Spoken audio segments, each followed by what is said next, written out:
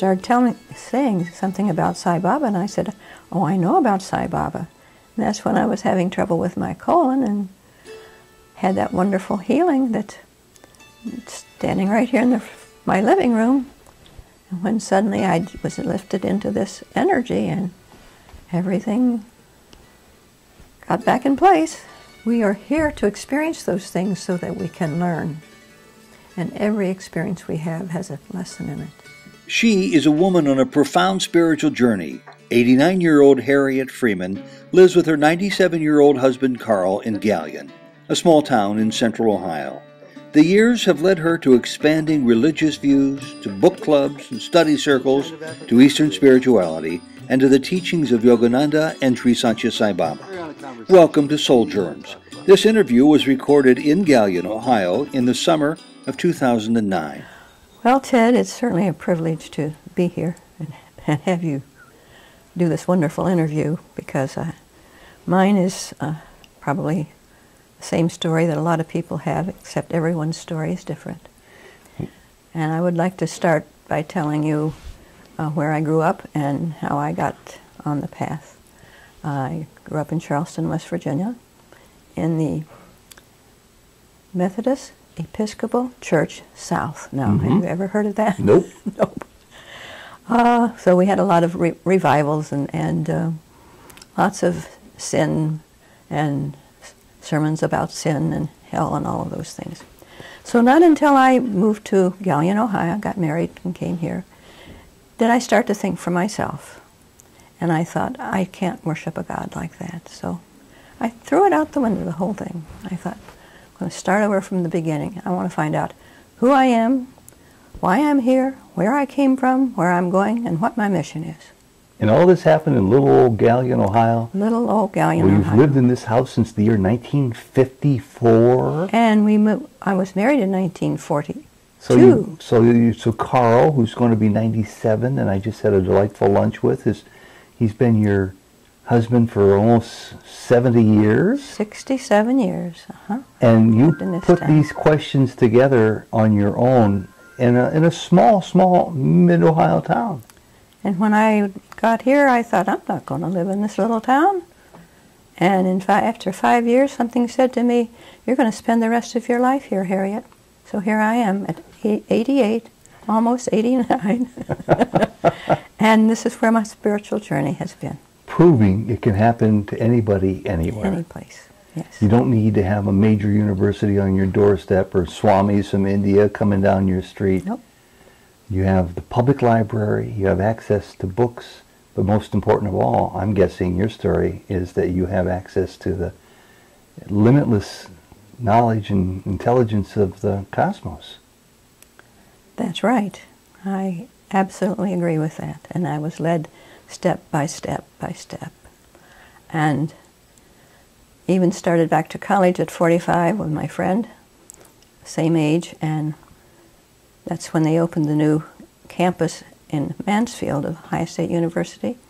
And we were two of the first ones to enter the college that year, the oldest ones, of course. But do you remember what prompted you to go to school at that age of life? I had a yearning for knowledge. I wanted to know. I wanted to find out who I was. Just those questions that I said before. Well, why didn't you pursue that when you were 25 instead of 45? Didn't have the money to do that, nor was there a college close enough to go to. Had to have gone to drive to Columbus. And that was too far, and I had a son.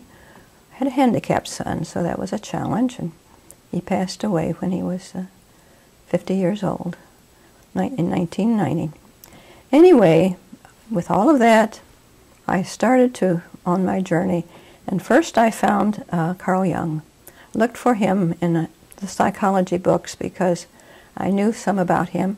Also, I had heard of Yogananda and had studied his course, and that was a great privilege, and I learned much from him. I was interested in all of the religions, and I think what Joseph Campbell said is, all religions are true mythologically. And I thought, yes, that's true. So I studied all the religions I could find. I read everything I could find about them. So in when I was still in college, all I found about Jung was one paragraph in one book, and I studied philosophy. That was all that was said about him. But I was led then at a retreat, a friend of mine who was Catholic and was at a Catholic monastery, which they've turned into centers now for retreats. And he started telling her about this Jungian study that the Catholic Church was using in their monasteries and the retreat centers called Centerpoint. So I sent for the material, and I took 4 years of that, of studying Carl Jung, and then started groups. And I didn't start them, people just started coming. And so the one group that I started about that time when I retired went on for over 25 years. Oh boy. And all of them have passed away now or moved away. And these are like-minded people from the Galion area, from this small community who... Anxious to learn and grow. Any book I brought, we would study it and share and grow and learn. I had as many as 5 groups going at one time. What does that tell you about the basic nature of humanity? That we are all spiritual beings. We just don't know that sometimes, and we want to find out. And when you get on the path, it's just like things open up and things happen and wonderful things happen, and people's lives were changed, and it was so amazing. We became such close friends, and just wonderful, wonderful times we had together. What's the population of Galion, Ohio? Well, it's about 10,000. So from a community of 10,000 people, you had these like-minded people come into your life. You had something they wanted to know about because they were on a path. And you've outlived them all now. I've outlived them, almost every one of them. Mm-hmm. And what kind of things did you discuss and read over the years? Well, as I say, started out with Carl Jung. We got the tapes of later of Joseph Campbell, mm-hmm. and I was not too long ago was lying on the sofa over there because those tapes were rerun from Columbus PBS. Those are the Bill Moyers tapes. Yes, Bill Moyers, mm-hmm. interviewing him. I finally got a set of them, and not too many years ago, I was lying on the couch and watching one of them reruns, and I thought, oh, I'm going to have a group of people here to watch these tapes again. So I sent for a new set of the tapes, and within 2 weeks, the people were here in the room, and we studied them again. So that group wanted to go on. It's the last group that we've had that has formed, and we're still going on Thursday nights. I had to give up having them here at my home because I couldn't do it anymore. And so it's been a wonderful journey. We've just learned and learned and learned.